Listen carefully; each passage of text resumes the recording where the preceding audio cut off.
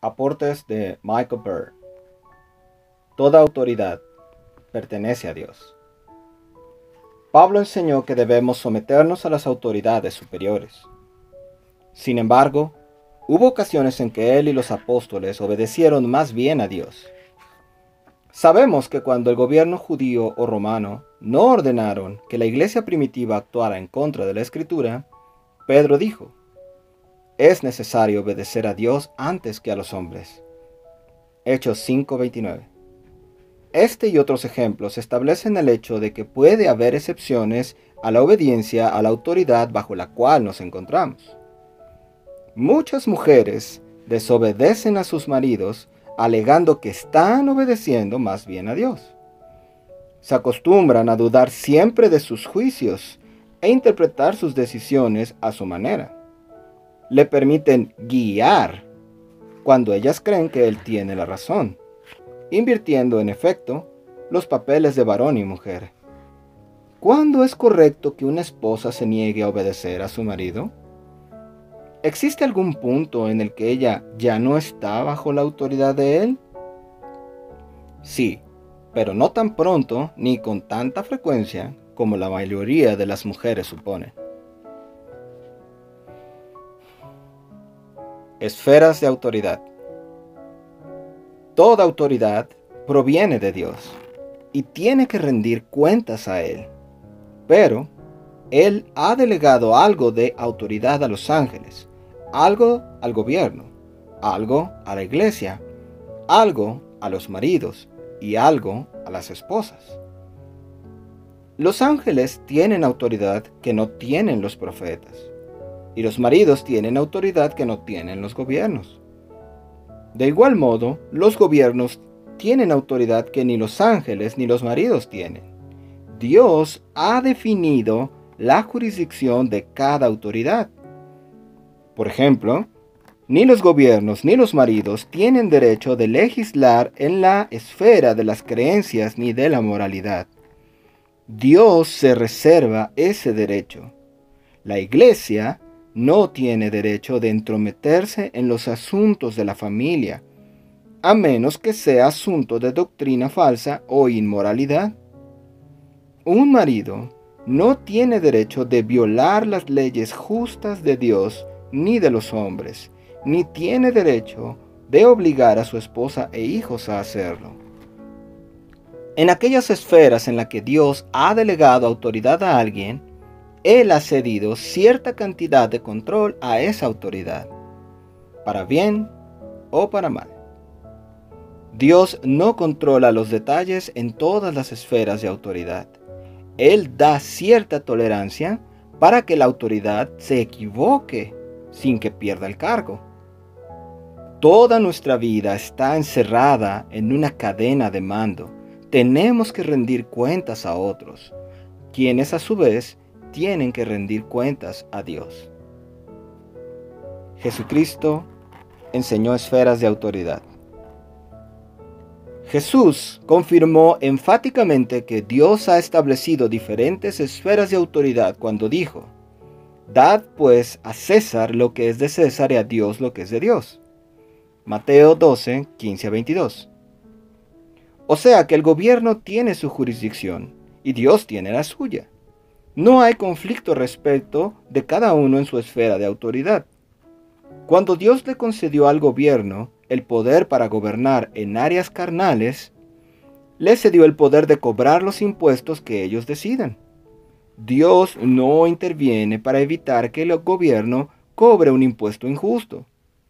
Esa es una esfera de influencia que le pertenece exclusivamente al gobierno, aun cuando abuse del poder.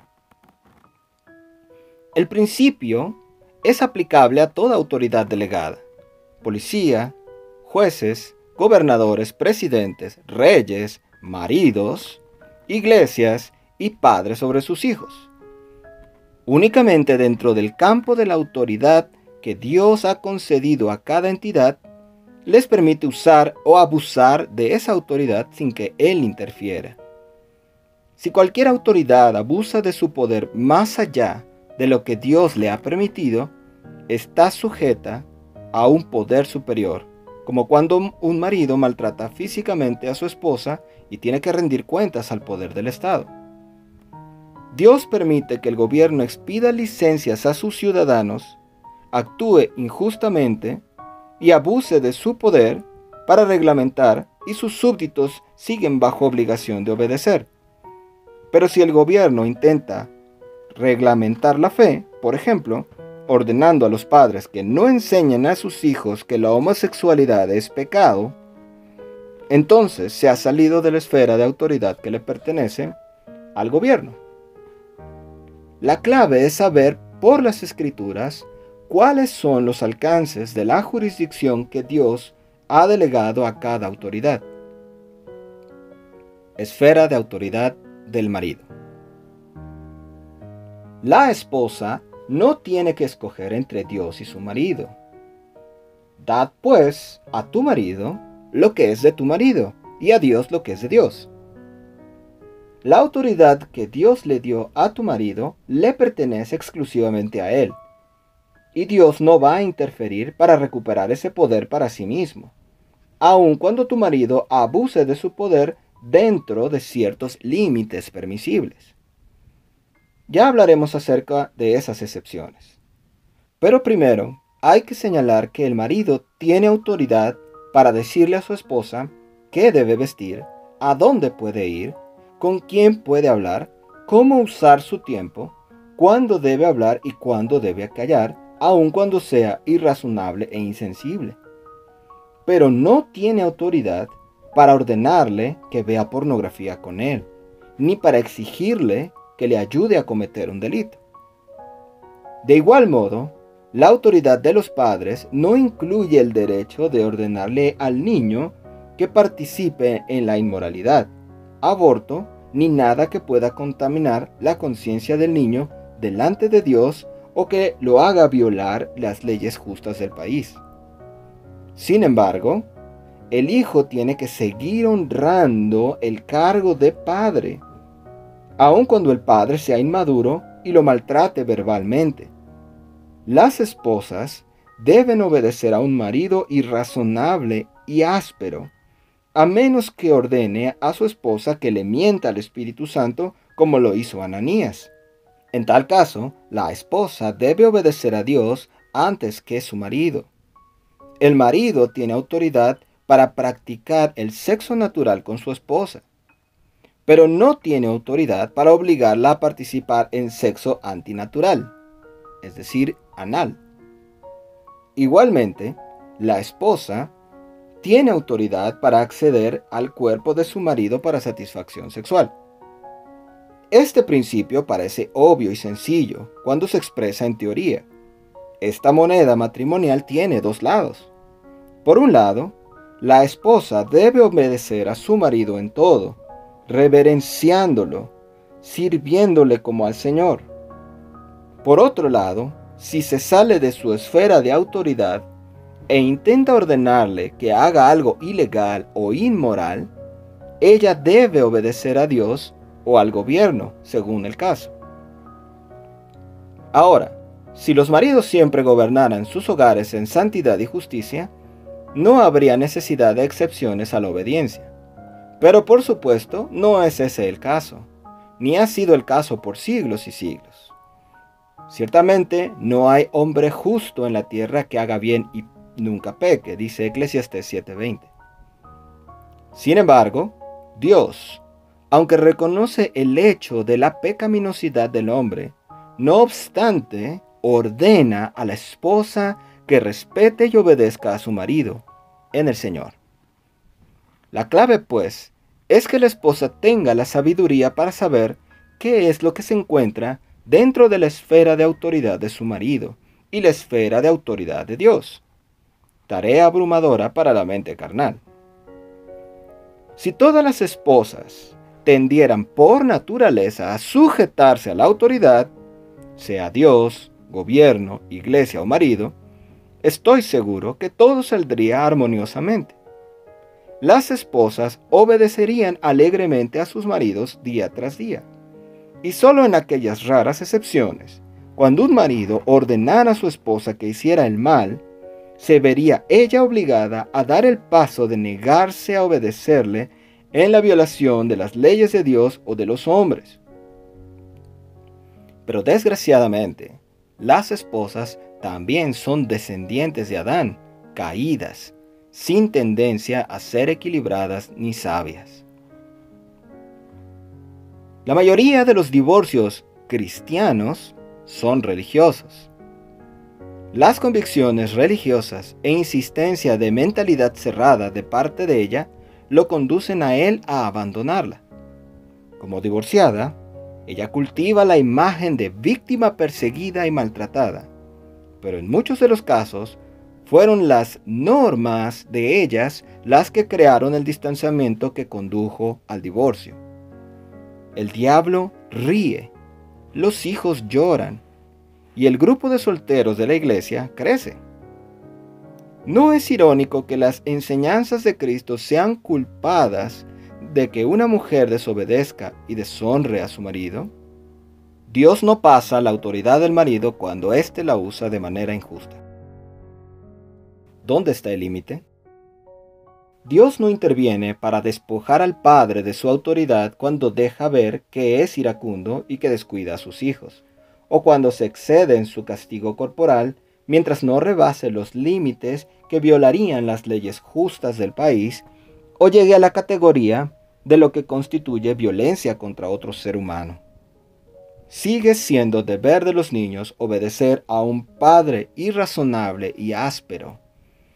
De igual manera, la esposa debe obedecer a un marido irrazonable y hosco, porque conservan su posición de cabeza mientras no crucen la línea roja brillante hacia los actos criminales o impongan a la familia una conducta inmoral, desencadenando la intervención de Dios o del gobierno. Esto es bíblico en todos los sentidos. Considera el siguiente pasaje sobre este principio de la autoridad. Padeciendo molestias injustamente. El pasaje de Primera de Pedro finalmente pasará a comentar la obediencia de las esposas a sus maridos, pero comienza, como lo hicimos en nuestro estudio del tema, abordando el concepto general de esfera de autoridad. Primera de Pedro 2, 13-23. Por causa del Señor, someteos a toda institución humana, ya sea al rey como a superior, ya a los gobernantes como por él enviados para castigo de los malhechores y alabanza de los que hacen bien. Porque esta es la voluntad de Dios, que haciendo bien, hagáis callar la ignorancia de los hombres insensatos, como libres, pero no como los que tienen la libertad como pretexto para hacer lo malo, sino como siervos de Dios. Honrad a todos, amad a los hermanos, temed a Dios, honrad al Rey. La Biblia es tan clara. Se nos ordena que nos sujetemos a toda institución humana que existe sobre nosotros, incluso a hombres ignorantes y necios. El versículo 16 señala que en realidad somos libres de las leyes humanas, porque estamos bajo la ley más alta de Dios. Gozamos de una libertad, pero se nos advierte que no usemos nuestra libertad para ocultar malicia. Es decir, no hemos de disfrazar nuestra malicia en la vestimenta de nuestra libertad en Cristo. En otras palabras, no te rebeles por razones egoístas, al mismo tiempo que afirmas estar sirviendo a una ley más elevada y más justa, el pretexto de todo rebelde. El pasaje continúa desarrollando el mismo principio, pero ahora refiriéndose al siervo bajo la autoridad de su amo, o en términos modernos, patrones y empleados. Criados, estad sujetos con todo respeto a vuestros amos, no solamente a los buenos y afables, sino también a los difíciles de soportar. Porque esto merece aprobación. Si alguno, a causa de la conciencia delante de Dios, sufre molestias, padeciendo injustamente. Pues, ¿qué gloria es si pecando sois abofeteados y lo soportáis? Mas si haciendo lo bueno sufrís y lo soportáis, esto ciertamente es aprobado delante de Dios. Primera de Pedro 2, 18 al 20. Aquí es donde se resuelve el problema. El siervo debe estar sujeto a su amo, ya sea bueno y afable o difícil de soportar. Es decir, chueco, perverso, impío, injusto o áspero. Aun cuando una persona en autoridad le ocasione a sus subalternas molestias y padecimientos, Dios manda al siervo que lo soporte y lo tome con paciencia. El siervo no tiene la opción de decidir que el amo no está actuando dentro de la voluntad de Dios y por lo tanto no merece obediencia. Es aprobado delante de Dios, es decir, es la voluntad de Dios que el subalterno padezca injustamente y lo soporte con paciencia. Seguramente te preguntarás, ¿por qué será la voluntad de Dios que un subalterno sufra por manos de una autoridad injusta y perversa? Dos razones son obvias, una de las cuales ya hemos mencionado. Primero, la cadena de autoridad debe permanecer intacta, aun cuando eso signifique tolerar algo de abuso. La otra razón se introduce en el versículo 20. Gloria. Fuimos creados por Dios y colocados en esta tierra para expresar su gloria. Salmos 8:5, Isaías 43:7, Romanos 2:7, Hebreos 2:7. Jesucristo no vivió su vida con comodidades para su propio placer. Vivió y sufrió por las glorias que vendrían después. Primera de Pedro 1:11. Mujer, tú fuiste creada para dar gloria a Dios. Cuando Dios te coloca en sujeción a un hombre, aun sabiendo que te va a ocasionar sufrimiento, es con plena conciencia de que estás obedeciendo a Dios al soportar el sufrimiento injusto. Y cuando sufres injustamente, como para el Señor, traes gran gloria a Dios en el cielo. Las palabras del versículo 21 indican que fuiste llamada por Dios precisamente con el propósito de sufrir para Él, así como Él sufrió por ti. Pues para esto fuisteis llamados, porque también Cristo padeció por nosotros, dejándonos ejemplo para que sigáis sus pisadas, el cual no hizo pecado, ni se halló engaño en su boca, quien cuando lo maldecía no respondía con maldición, cuando padecía no amenazaba, sino encomendaba la causa al que juzga justamente. Primera de Pedro 2, 21 al 23. ¿Tu marido te ha vituperado o amenazado?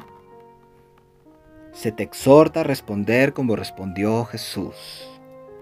Cuando él fue vituperado y amenazado, lo soportó encomendándose a un juez superior que es justo. Tú debes encomendarte al que te colocó bajo el mando de tu marido. Tu esposo dará cuentas a Dios y tú tendrás que rendir cuentas a Dios por tu manera de responder a tu esposo, aun cuando él te ocasione sufrimiento. Mi interpretación no está fuera de contexto ni es fantasiosa, porque el texto de Primera de Pedro continúa desarrollando este principio de autoridad y sujeción, comentándolo en relación con la obediencia de la esposa a su marido.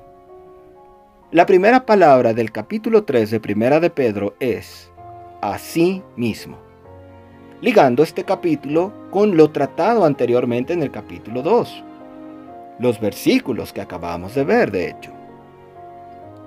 Primera de Pedro 3, 1-6 dice así: Asimismo, vosotras, mujeres, estad sujetas a vuestros maridos, para que también los que no creen en la palabra sean ganados sin palabra por la conducta de sus esposas, considerando vuestra conducta casta y respetuosa. Vuestro atavío no sea el externo de peinados ostentosos, de adornos de oro o de vestidos lujosos, sino el interno, el del corazón, en el incorruptible ornato de un espíritu afable y apacible que es de grande estima delante de Dios. Porque así también se ataviaban en otro tiempo aquellas santas mujeres que esperaban en Dios, estando sujetas a sus maridos.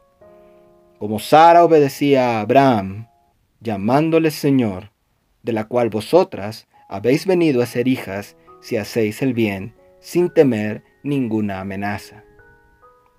El pasaje es muy claro para todo el que tenga ojos para ver.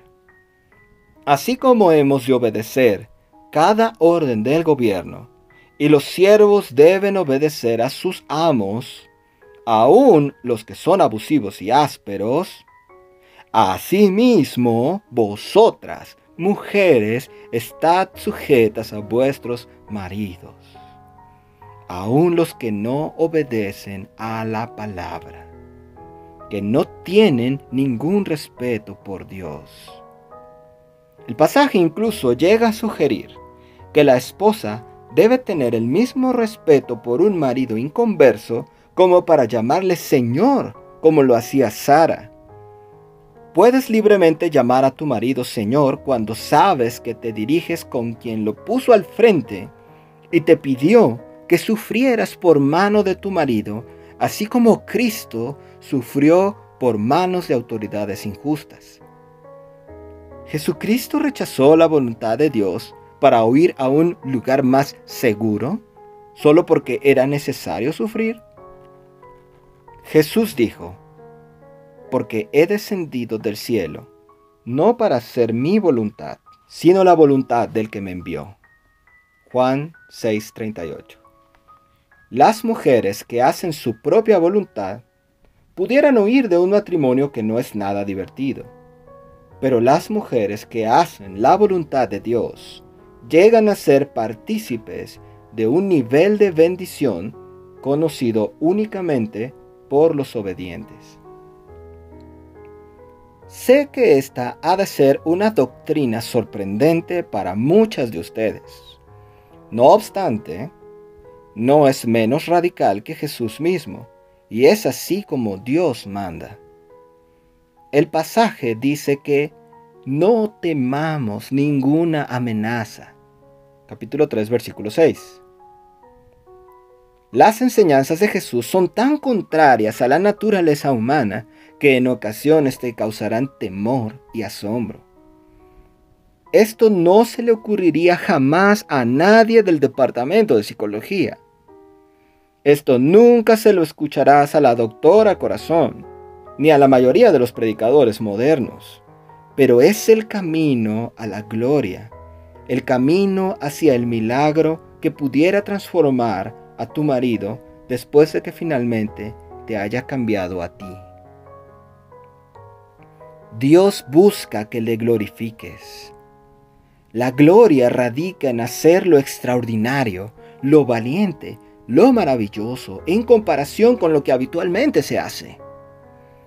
Cuando una esposa cristiana hace lo que una mujer del mundo jamás haría, obedecer gustosamente a un hombre indigno solo porque Dios lo ordena, Dios en el cielo recibe la gloria. Los hijos deben obedecer a sus padres como para el Señor, y las esposas han de obedecer a sus maridos como si estuvieran obedeciendo a Dios. Lee lo que sigue en el pasaje y asómbrate ante tu llamamiento. No te espantes. Primera de Pedro 3, 9, 17. No devolviendo mal por mal, ni maldición por maldición, sino por el contrario, bendiciendo, sabiendo que fuisteis llamados para heredar bendición. Cuando soportas maldad y maldición sin devolverla, recibes una bendición, no como mártir, sino como uno que adora a Dios. Versículo 10. Porque el que quiere amar la vida y ver días buenos, refrene su lengua del mal y sus labios no hablen engaño. Apártese del mal y haga el bien, busque la paz y sígala, porque los ojos del Señor están sobre los justos y sus oídos atentos a sus oraciones. Pero el rostro del Señor está contra aquellos que hacen el mal. ¿Y quién es aquel que os podrá hacer daño si vosotros seguís el bien? Si amas la vida y quieres llegar a la vejez con paz y contentamiento, entonces abstente de devolver malas palabras. Porque los ojos del Señor observan todo lo que ocurre. Sus oídos están abiertos a tus oraciones cuando le obedeces a Él y a tu marido. Luego viene la promesa. Si estás siguiendo a Dios, no te vendrá ningún daño por hacer lo que es bueno. Versículo 14. Mas también si alguna cosa padecéis por causa de la justicia, bienaventurados sois. Por tanto, no os amedrentéis por temor de ellos, ni os conturbéis. Recibirás una bendición cuando sufras por causa de la justicia, es decir, cuando obedeces a Dios mediante la obediencia a tu marido, no devolviendo mal por mal. Serás feliz, así que no tengas temor ni te inquietes por lo que tengas que soportar. Versículos 15 al 17. Sino santificad a Dios, el Señor, en vuestros corazones y estad siempre preparados para presentar defensa con mansedumbre y reverencia ante todo el que os demande razón de la esperanza que hay en vosotros, teniendo buena conciencia, para que en lo que murmuran de vosotros como de malhechores, sean avergonzados los que calumnian vuestra buena conducta en Cristo. Porque mejor es que padezcáis haciendo el bien, si la voluntad de Dios así lo quiere, que haciendo el mal. Si no por tu marido, por lo menos por Dios, debes estar dispuesta a sufrir por hacer el bien. Si no tienes por lo menos un dominio moderado de las Escrituras y de la voluntad y los caminos de Dios, esta doctrina de sufrir silenciosamente injusticias para la gloria de Dios te asombrará. Es una lástima que en la actualidad tantas personas ignoran los caminos de Dios. Esto que estamos recomendando es la vida cristiana normal. El camino de Dios es el camino de gozo y paz en abundancia. Sufrir por Él produce gozo inefable y glorioso. 1 de Pedro 1:8. Por otra parte, no estamos sugiriendo que adoptes una actitud de cara larga que expresa, pobre de mí, miren cuánto sufro, que tantas parecen manifestar. Jamás ganarás a un marido perdido si él piensa que estás aceptando la desgracia como parte de tu fe, y yo no lo culparía. Si tu respuesta a él te causa desdicha, puedes estar segura de que no tienes el sentir de Dios al respecto. Debes ser adoradora de Dios y disfrutar de su presencia si vas a sufrir por su causa y ver que conduzca a gran gloria. Michael Byrne.